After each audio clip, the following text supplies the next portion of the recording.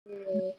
Berarti, kalau misalkan Mbak Ana tadi secara Mm-mm. singkat mungkin ya, Mm-mm, mm-mm, gimana sih cara membangun mindset, biar mm-mm. mencapai financial independence dari sisi psikolog gitu, Mbak Ana? Oke, penting banget sih aku belajar dari Mbak Prita sama Zep Mhm, Finance juga ya, untuk kita punya tujuan dan perencanaan. mhm, Karena se-passion-passionnya kita kadang tuh suka halu gitu. Kita ngerasa kayaknya, mhm. aduh, ini kerjaan bakalan lancar terus kok, terus kayak duit gue Oh, banyak kok gitu.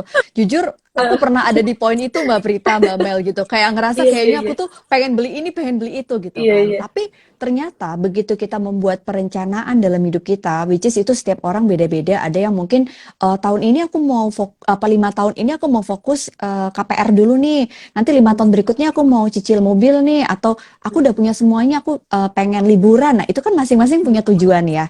Itu penting banget. Kenapa? Karena itu selain passion juga kita jadi kayak punya bahan bakar. Misalnya kayak Mhm. aku nih, se-passion-passionnya juga ada yang Mbak Prita ngeluh kayak, ah buset dah baru naruh koper gitu kan, udah terbang Udah lagi pergi gitu kan. lagi. Tapi begitu ingat sama tujuan yang mau dicapai Mhm, gitu kan, itu tuh kayak semacam ada yang ngegas lagi gitu, kayak oke, nah nggak apa-apa.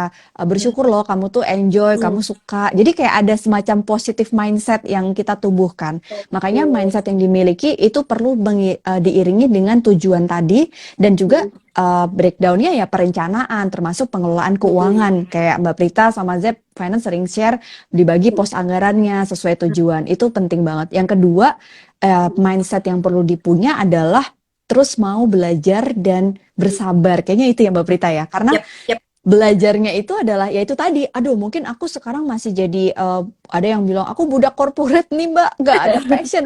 Ya nggak apa-apa, tapi kan dapat cuan gitu kan. Di luar Iya. sana ada loh yang Oke. nggak dapat dua-duanya gitu. Dan terus Mhm, tingkatin mhm. skill, apalagi di era digital sekarang, setiap ada kesempatan kalau memang kita bisa dan bisa membagi waktu itu, ambil aja, nggak usah takut kita nggak dapat duit dulu atau kita belum sukses dulu, tapi dicoba terus. Itu sih yang aku jalanin selama belakangan hidup ini, yang alhamdulillah happy banget ngerjain sekarang, yang aku kerjain sekarang Mbak Mel, Mbak Prita.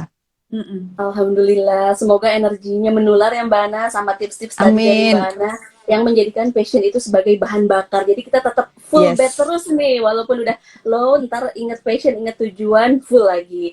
Nah, Mbak Prita nih, ngomongin soal Mhm. bensin loh, bensin. Apa aja sih Mbak sebenarnya yang harus kita lakukan untuk mencapai financial independence dari sisi financial expert nih Mbak? Nah, itu kan tadi Mbak Ana sebenarnya Hmm, udah tahu nih ke kita ya, dari kenapa sih kita penting banget punya passion untuk bisa hmm, mencapai Mhm. passion itu yang membuat kita jadi apa sih istilahnya, ya mau menangkal lah gitu. Kita memang suka minat tentang itu, dan dengan kita punya goals itu membuat kita tuh jadi tahu, oh target kita kemana, target kita saat ini apa, Ya. dan kita lebih terarah gitu kan. Nah, dari segi finansial target itu harus dituangkan dalam bentuk angka, Mel, sehingga oke. Mhm. nih, angka yang mau dikejar tuh berapa. Jadi nggak apa-apa banget sebenarnya punya angka, tetapi bukan menjadikan angka itu jadi sumber ketakutan kita. Hmm, Angka Mhm. ada sebagai target untuk ukuran. Kenapa perlu ada ukuran? Supaya kita juga bisa tahu kita masih perlu nggak sih ngegas segede gitu, ibaratnya tuh Iya, gitu. iya. Ya, Benar-benar. momen-momen dimana mungkin kita perlu untuk lebih mundur. Kita juga Mhm. misalnya mengalami musibah, sakit, ada keluarga sakit harus nemenin, kita Mhm. tuh tidak merasa ketakutan bahwa kita kayak bakal miskin gitu loh, Mel. Kenapa? hmm, Karena udah jelas angka yang kita kejar berapa. Jadi ya. pada mesti harus menarik diri sedikit gitu ya, kemudian mungkin penghasilannya sedikit berkurang, kita tidak khawatir karena Mhm. di finansial kita tahu angka yang kita kejar. Nah, kalau Mhm. berbicara independence, angka yang dikejar itu adalah angka gimana sebenarnya financial independence itu kan tiga ya parameternya. Yang pertama, Mhm. tidak menjadikan orang tua kita dana darurat. Meaning, kalau kita punya apa ya kondisi yang musibah atau apa, kita tuh punya amunisi sendiri nih untuk bisa menolong diri kita sendiri. Yang kedua, tidak menjadikan anak keturunan kita dana pensiun kita. Artinya, kalau sekarang kita lagi masa produktif, kita mesti ingat suatu hari nanti tuh memang manusia itu pasti ada masanya tidak produktif. Itu Ya. memang begitu. Makanya waktu itu aku juga sempat bikin konten bahwa setiap orang tuh punya masanya, dan setiap masa tuh ada Mhm. orang, ya kita mesti terima itu. Nah, karena kita mau terima itu, kita tuh akan tahu nih ukurannya mau kita kejar itu berapa. Dan yang terakhir adalah tidak menjadikan teman atau saudara kita tuh kayak ya udah pokoknya pay later kita dalam arti gue pengen punya gaya hidup segini, lu mesti bantuin gue. Ya nggak bisa begitu. Gitu. Kalau kita gaya hidup tertentu ya berarti kita mesti work for it gitu kan. Kita mesti punya ini lebih. Kenapa passion jadi penting? Pada saat kita kepingin punya gaya hidup tertentu yang mungkin kita memang keinginan, which is itu wajar menurut aku. Misalnya ada orang yang kayak aku misalnya ya, aku punya keinginan anak-anak aku itu bisa sekolah sampai S2. Kenapa? Karena aku sendiri juga S2 gitu. Orang tua aku mau bisa S2. Of course, aku dan suami aku pengen banget gitu loh anak-anakku itu. Masalah mereka nanti beneran jalanin apa enggak, menurut aku tuh takdir mereka. Tapi aku sebagai orang tua, tugas aku adalah menyiapkan. Nah, itu adalah keinginan aku. Of course, karena punya keinginan itu, that's why di masa produktif kami ini, we are very passionate untuk kerja. Ibaratnya tuh nggak males gitu. Setiap pengen males, ingat itu. Ingat pakai toga ya, Mbak? Bener. Kata pakai toga. Jadi, nyiapin ya. Nah, itu yang aku tuh sadar, oke, karena setiap orang itu ada masanya, maka aku tuh punya target bahwa pada saat anakku yang pertama mau masuk SMA, misalnya, aku udah nih dana pendidikan untuk mereka. Karena pada saat aku kelar dana pendidikan mereka, dan aku terusan next bisa fokus untuk hidup aku sendiri, yaitu si dana pensiun untuk financial independence. Jadi itu yang tadi Mbak Ana bilang, kenapa penting secara psikologis tuh juga mesti punya mindset supaya kita gitu, oh momen ini yang lagi kita kejar tuh apa, yang lagi kita kejar tuh apa, biarin aja orang lain kejar apa, tapi kita tahu kita kejar. Nah itu menurut aku yang penting banget kita miliki dari sisi finansial. Aku ulang ya, satu, mesti punya ukuran.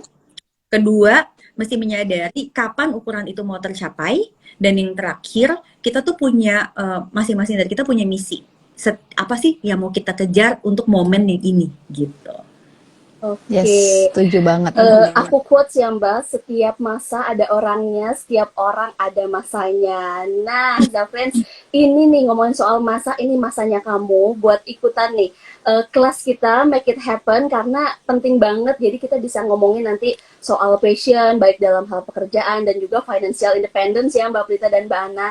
Yang pastinya narasumbernya ada Mbak Prita dan Mbak Ana juga. Jadi kamu wajib banget ikutan, dan jangan lupa daftarnya tinggal klik link yang ada di bio, karena kita ada 3 kelas nih Mbak Ana dan Mbak Prita. Aku mau sharing dulu ya Mbak soal kelasnya ini. Nah, aku mau ngasih tahu ke Zafriends bahwa kelas yang pertama itu ada mohon maaf, ada kelas From Passion to Reach Your Financial Goals bersama Mbak Analisa tanggal 29 Juli ya Mbak Ana. Jangan lupa nih teman-teman daftar sekarang. Udah daftar belum nih? Ada kelas Financial Hacks for Buying a House, ini sama Pak Arif Budiman. Buat teman-teman yang mau beli rumah wajib ikutan kelas ini juga. Dan yang terakhir ada kelas Financial Independence Before 50 bersama Mbak Prita Gozi. Udah lengkap semua tuh, dari nyari passionnya kayak gimana sih, terus nanti bisa tips nyari rumah juga ada, dan terakhir bisa pensiun dengan happy nih sama Mbak Prita Gozi di tanggal 12 Agustus 2022. Nah, buat harganya nih masih harga early bird nih Mbak Prita dan Mbak Ana. Hanya 250.000 dan 3 kelas ini.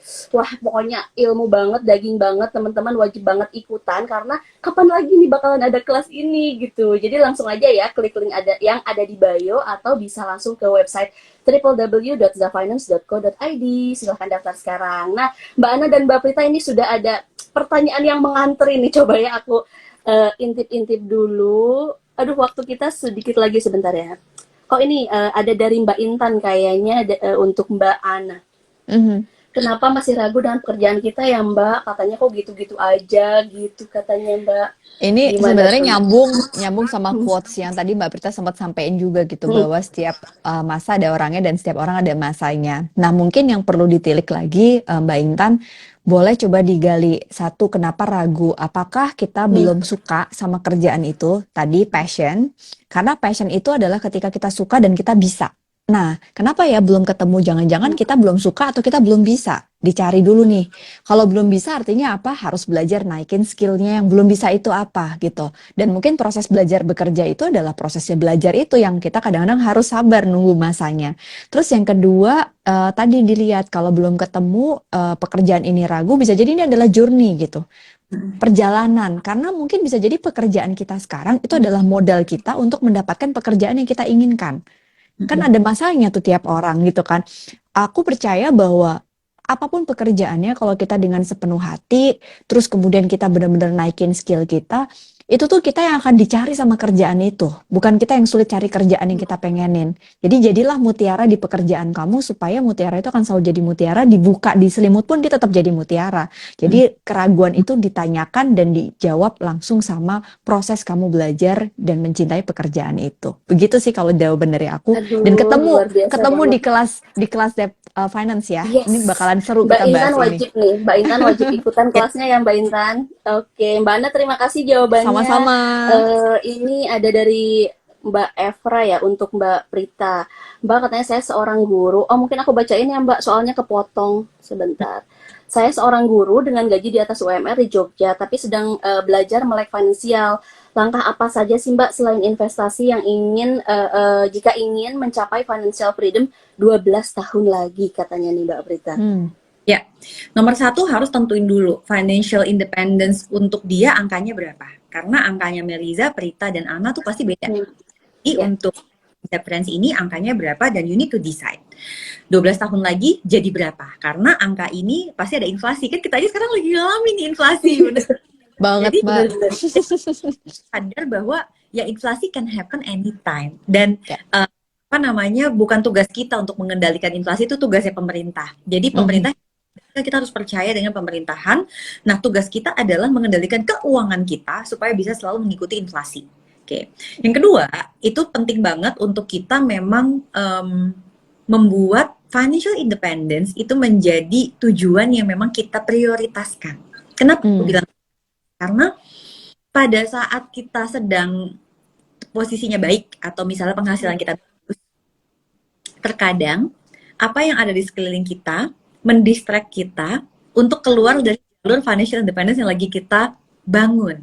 Contoh, ya misalnya naik kendaraan apa gitu ya, terus asik banget ya, lagi sekarang juga udah mampu kok gitu. Tapi sebenarnya karena dia memilih kendaraan itu misalnya, dia jadi makin jauh nih ke financial independence yang diinginkan. Padahal mungkin tadinya dia mencapai itu mungkin di usia berapa, karena dia belok dulu, jadi lebih lama lah gitu. Jadi kayak ibaratnya tuh banyak banget rest areanya lah gitu, karena gitu kan. Nah, so you need to ensure prioritasnya harus diutamakan.